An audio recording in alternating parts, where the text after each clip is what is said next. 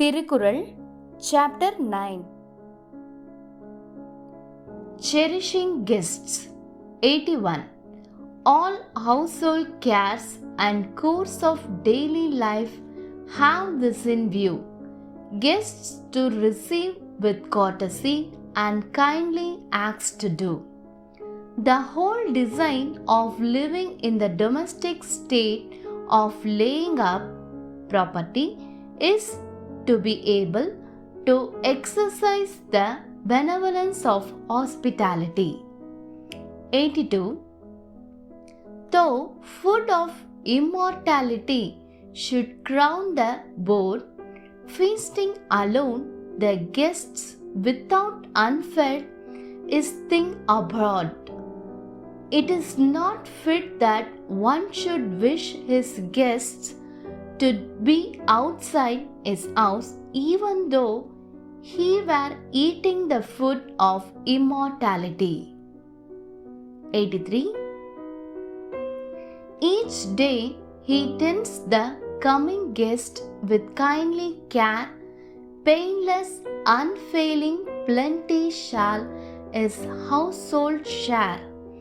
The domestic life of the man that daily entertains the guests who come to him shall not be laid waste by poverty. 84.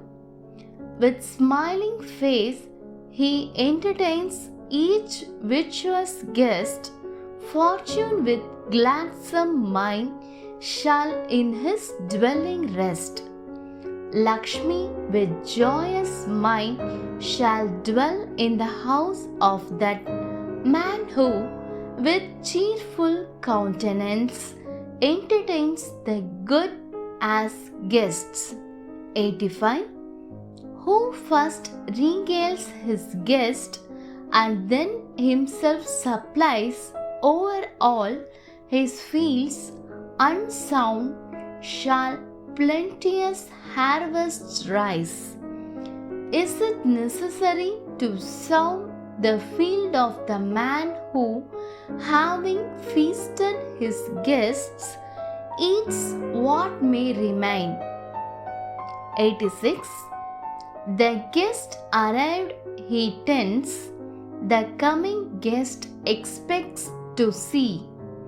To those in heavenly homes that dwell, a welcome guest is he. He who, having entertained the guests that have come, looks out for others who may yet come, will be a welcome guest to the inhabitants of heaven. 87.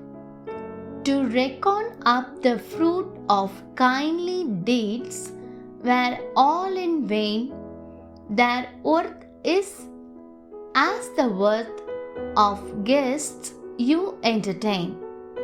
The advantages on benevolence cannot be measured. The measure of the virtue of the guests entertained is the only measure. 88. With pain they guard their stores, yet all forlorn are we, they will cry, who cherish not their guests, nor kindly help supply.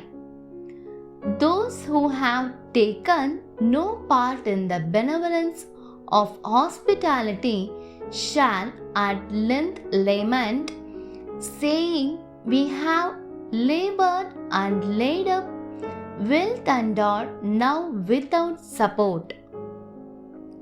89. To turn from guests in penury, though worldly goods abound, 'tis senseless folly only with the senseless found. That stupidity which exercises no hospitality is poverty in the midst of wealth.